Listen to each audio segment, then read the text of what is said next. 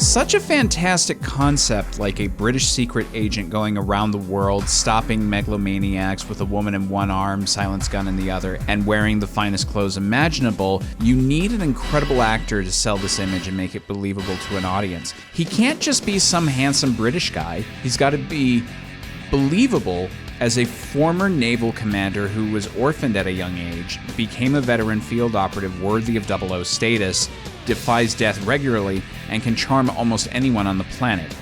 It has been said that more men have walked on the moon than have played James Bond, at least in the official film series, and that speaks to the incredible ability of each of these guys to carry the audience through such a high-concept world and make it a desirable fantasy for us all.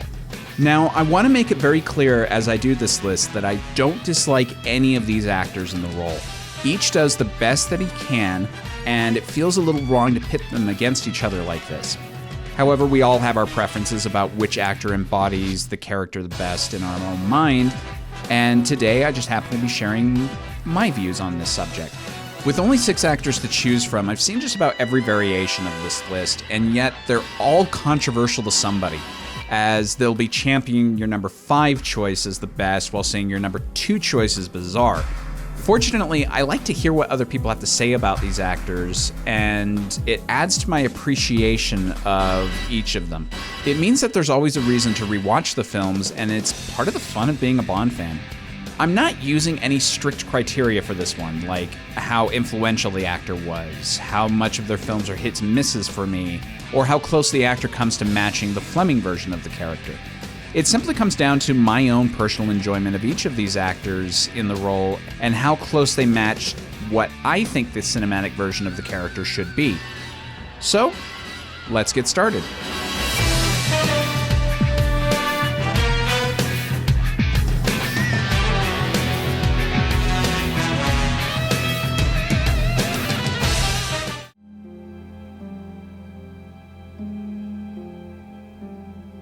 Good morning. My name's Bond. James Bond. The actor who usually rounds the bottom of people's lists, it's a bit of a sad reality that George Lazenby has some stiff competition against him in the running on this list. He only did the one film, and he wasn't really an actor by trade before this. Plus, On Her Majesty's Secret Service is such an emotionally hard-hitting film that requires great acting all around. He does seem lackluster in comparison to some of his co-stars. It makes me wonder if with a few more films, though, he could have cemented himself as a favorite in the role. However, the actor buggered his own chances at that opportunity, and I guess we'll never know what would have happened had he accepted his 7-film contract. Lazenby has fine chemistry with Diana Rigg, as well as Bernard Lee and Lois Maxwell. He does an alright job selling the action scenes, and I really believe there's a vulnerable human being underneath all the swagger and bravado. However, some of his line readings seem a bit stiff or monotone to me, and he fails to sell the persona of Sir Hilary Bray during those sequences. Also, he doesn't quite capture the charm the character needs to have in order to make me believe the sequences in the clinic where women are tripping over themselves for him. He's a good-looking guy, to be sure, and if you know a little bit of Lazenby's personal history, he was quite the womanizer in his youth. He doesn't quite have the sly smile of Roger or the cat-like cool of Connery to sell me as a woman magnet. It honestly just comes across like all the women in the clinic have the hots for him because there are no male patients for them to interact with. As such, George Lazenby falls to the bottom of my ranking, but I don't want to dismiss the notion that with a few more efforts, there may have been a shining star in the series here.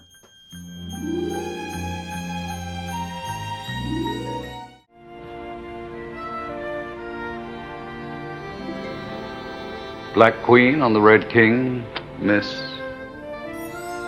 Solitaire. My name's Bond. James Bond. Yeah, okay, here we go. The other 5 actors are true standouts for me, and it's incredibly hard for me to accept that there's going to be a loser in the contest for my favorite James Bond. I like Roger Moore a lot. The series was very lucky to have him. I frankly believe that it would not have survived without Roger in the role, as he was essential to helping the general public get over the fact that Connery was done. He firmly planted the tongue-in-cheek aspect of the character, and he always seemed to be having a great time while playing the role. except for one outing, which I'll talk about in a bit. That joy is transfixed over onto the audience, and it helps me to swallow some of the more outlandish elements of his films. Let's be honest, no one could have done 7 films in a row without doing something right. However, his acting range was fairly limited, and Roger himself would have been the first to admit that. And that consistent lighthearted take on the character means I have a hard time reconciling him as the same man who went through the adventures that Connery or Lazenby did. I also kind of have to be in just the right mood to get the most out of a few of his films, like Moonraker and A View to a Kill, and that does hurt him a little. It's more that those films have a bit more of a struggle of balancing the tone, and so I have to be in the mood for that kind of balancing act in order to really want to watch those films or to get the most enjoyment out of them. I would probably cite For Your Eyes Only as my favorite of his performances, although that's quite against type for him. He really sells the tender empathy for Melina, the charming interplay with Liesl, and the action sequences. He maybe has one too many quips during the underwater section, but I imagine he was more comfortable doing that version of the character than anything else. In many of his other films, Roger sells the one-liners like no one's business, and I truly believe he could charm people enough to follow him along on his escapades. The Spy Who Loved Me is probably the best showcase of his interpretation of the character. The only film where Roger feels a bit out of step is The Man with the Golden Gun, where he gets a bit too aggressive, mean, and nasty for me. You could tell that Roger was not comfortable with the material, and that discomfort bleeds over into me as an audience member. I have a hard time watching him slap Andrea, shove a poor child into the dirty river, or be a sleazebag with Mary Goodnight under the covers in the bedroom scene. Despite this major misstep in his tenure, you know you're generally in for a good time when you put in one of Roger Moore's films. But the movies themselves sometimes get a bit too much for even his talent to carry me through them, and that's why he's number 5 on my list.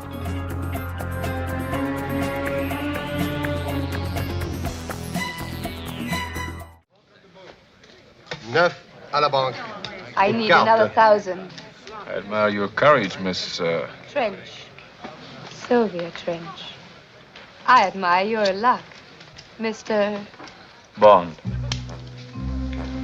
James Bond. If there was ever a perennial favorite in the eyes of the public for the best James Bond, it would be Sean Connery. The man who paved the foundation upon which all others would build upon. He really defined the role, and I don't think the phenomenon in the 60s would have happened without him. In From Russia with Love and Goldfinger, he really has such command of the role that it looks effortless, and you can see the beginnings of that in Dr. No, and you can see some of that carry over into Thunderball. However, by You Only Live Twice, you can tell that he's just not finding the same enjoyment in the role that he once did, and he's just kind of going through the motions. He gets a little better in Diamonds Are Forever and Never Say Never Again, where he recaptures some of that magic.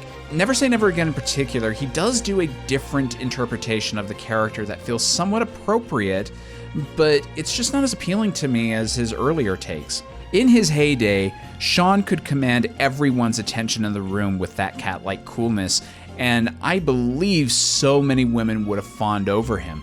I also equally buy him as a former naval commander, and that helps add some credibility to his take on the character. However, as much of a professional as he was in his job, Connery just can't hide some of that boredom and tiredness and frustration that was going on in his personal life from the audience during the films, and that means that some of his later films are a bit more dull of a viewing experience. Plus, this may seem like a nitpick, but hey, it's my list, so I've got to speak my mind here. Some of the inherent misogynistic tendencies of his version of the character means that some moments are kind of disturbing in their implications when I watch him today.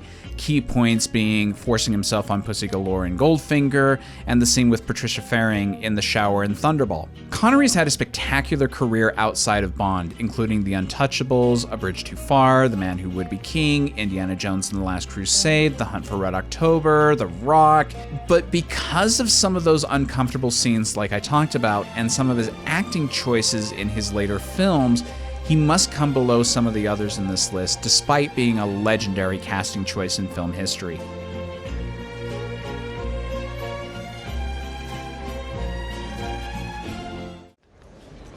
You made such a bold entrance into a little drama. Did I overcomplicate the plot? Who doesn't appreciate the occasional twists, Mr. Bond. James Bond. This is another case of the right casting choice at the right time. Daniel Craig did wonders in rejuvenating the public's interest in the series. I very much remember the disproportionate focus from the press on the negative reactions to the casting back in 2005, and even then, I kind of thought it was insane. Sure, I was 12 or 13 at the time and didn't understand some of the criticisms, but I had seen Layer Cake and a couple of other films of his by that point, and I was fairly convinced that the man could do the job, even if he was drastically different in physical appearance from the previous 5 actors. But even I wasn't prepared for how well he would do in the role. During all 5 of his films, he allowed for an emotional arc that made it understandable that you wouldn't get a similar performance in every film, and that kind of made it an interesting thing to go into each of his films and wonder what kind of performance he would give. He was definitely a highlight in Quantum of Solace. I really like his moodiness in Skyfall, and he's an absolute blast of a retired older agent in No Time to Die. Despite my not liking a couple of acting choices throughout his films, he did a really fantastic job of portraying a character, particularly in No Time to Die, where he has to deal with a sort of doomed romance with Léa Seydoux, especially because that had an incredibly rocky start with us in Spectre. He has to deal with the fact that he has a daughter, and he starts to question what he actually wants his life to be like should he survive the film. I think it's Spectre where Craig drops the ball a bit in his performances. He's a bit too reserved in emotion and a bit dull throughout the film, really. It's not the kind of cool reservation of emotions that Connery or Moore could do in their sleep. It feels like he's bored, and the rest of the film seems to join him in feeling bored. That reservation of emotion especially hurts his chemistry with Léa in Spectre, and that's a huge detriment to my enjoyment of their relationship, especially when it's supposed to be as powerful and impactful a relationship as Tracy or Vesper, and she's the only main Bond girl to make it into 2 films. That said, I really like Daniel Craig in the role. He did wonders to revitalize the series on a creative level, and he's going to be a tough act to follow for the next actor. Nothing but playboys and tennis pros. If only I could find a real man. I need to use your phone. She'll call you back. Who are you? Bond, James Bond. This was perhaps the biggest surprise to me, and to be perfectly honest, I intended to place Timothy Dalton above Roger Moore in my ranking when I started this list. However, upon reflection and a rewatch of both of his films, I've come to realize how much Tim's portrayal of the character has really helped to mold my perception. One element that I've had a problem with some of the other actors is how they could just force women to be okay with having sex with him. I don't have a problem with women noticing how attractive he is. I have a problem that they seem to be slaves to their sexual desires in order to allow for the number of sexual escapades in each film to increase. I get that that was part of the initial appeal of the character back in the 60s, but I think it's a pretty outdated element and that Bond doesn't need that element in order to be Bond. And I like to point to Daniel Craig and Timothy Dalton as examples of how to do that, as each of the main romances in their films feel like they mean something to Bond, or are at least different enough from the other women, with the exception of the woman on the yacht at the beginning of The Living Daylights. I like that Dalton has to earn that final romance in both of his films, and his chemistry with all 3 of his main Bond women is great. He's also someone who seems perfectly capable of having been an experienced spy. He has a world weariness that none of the other actors had, and yet it never feels like he's so cynical so as to be an unlikable jerk, like would sometimes happen when Fleming wrote the character. He also displays some great emotional tenderness with his co-stars that makes me buy he would be as affected by his job as he is. Saunders' death in The Living Daylights isn't so powerful a scene because he was one of the more likable allies of Bond, but because of Dalton's reaction and rage. It's this moment that makes me believe he would go off on a revenge plot for someone close to him, which is what he does in License to Kill for Felix Leiter. To say he does as well as he does in The Living Daylights when he was basically parachuted into the role at the last minute just astounds me. He came at this with such respect for the character and the men that came before him. But it's more that Dalton makes Bond feel like a human being, much like Lazenby tried to do. While I like him tremendously, the thing that holds Dalton back from the #1 slot is the humor aspect of the character. Sure, I can buy some of the black humor from this character, but it's the holdover Roger Moore-esque one-liners that sound a little bit unnatural when he's delivering it. License to Kill is his best performance for me, but I don't want to dismiss The Living Daylights, as when he hits it home there, he really hits it home for me. That whole sniper section just feels correct and is one of my favorite bits in the series. And despite Kara's bumbling ineptitude at some bits, I really love seeing Bond feel affected by her during that adventure, and I'm pretty convinced that's Dalton's influence. It's really a crime that he didn't get a third or fourth film before we got to GoldenEye, but I'll cherish both of his outings as long as I live.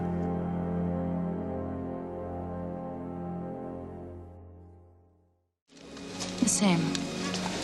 How do you take it? Straight up. With a twist. Thank you, Mr. The name's Bond. James Bond. Yeah, this isn't going to be a surprise to anyone, as I believe I've mentioned this at least twice in previous videos, but I can't help it. When I think of James Bond, I think of Pierce Brosnan. A little bit like David Tennant with the Doctor in Doctor Who, Pierce grew up with the Bond series, making an impact on his life and career, and when he finally got the role in GoldenEye, he doesn't disappoint. He does everything the cinematic version of that character is supposed to do exceptionally well. I'll admit, he's probably the furthest away from Fleming's original text of all the actors, but that's not really what concerns me. What concerns me is how well the actor fits the material that he's given in his own film, and Pierce just excels. In GoldenEye, there's not a single beat that he misses. I love the beach scene with Natalia, his interplay with Xenia, and the fun humor during the Jack Wade bits. However, his few scenes with Alec Trevelyan is really what makes that performance stand out. In the first scene, I buy them as work colleagues who are good friends. In the second scene, Bond is clearly devastated by Alec's betrayal. In the third scene on the train, Bond is just coming to terms with Alec as the bad guy, and there's a rage boiling underneath. And it just keeps going on from there until the final moment when Bond closes the book on his relationship with Alec with his line, No. it's phenomenal. And while he gives consistently good performances in Tomorrow Never Dies and The World Is Not Enough, I think I have to go with GoldenEye as his best performance, though The World Is Not Enough is a close second for me. His scenes with Paris in Tomorrow Never Dies are terrific, and I love the range of emotions he displays in The World Is Not Enough, given the darker material surrounding his scenes with Elektra that he has to play. Dine of the Day is certainly his weakest performance, but he still does really well. I love him in the first third of that film, and when we get into the more bombastic action later, Brosnan never seems to be rolling his eyes at the silliness of certain moments. He just plays it straight. He's the perfect amalgamation of what all the previous Bonds did well. I buy him as a charming womanizer like Moore, the supremely confident lone wolf agent of Connery, the tough but vulnerable humanity of Dalton and Lazenby. He's absolutely wonderful at balancing these earlier traits while bringing something of his own to the role. All the other Bonds kept their emotions somewhat reserved and understated as well, but Brosnan makes me feel like while he has a handle on those emotions, they are still very powerful underneath that exterior and motivate him. It makes me wish I could see some alternate reality where he was given a chance to do Majesty's Secret Service and the follow-up film afterwards, the revenge thriller that was supposed to be. Overall, Pierce Brosnan is my James Bond, and while I would have loved to have seen another film or two from him, he gave us a solid run while he had the role, and I'll always delight when I get to one of his films.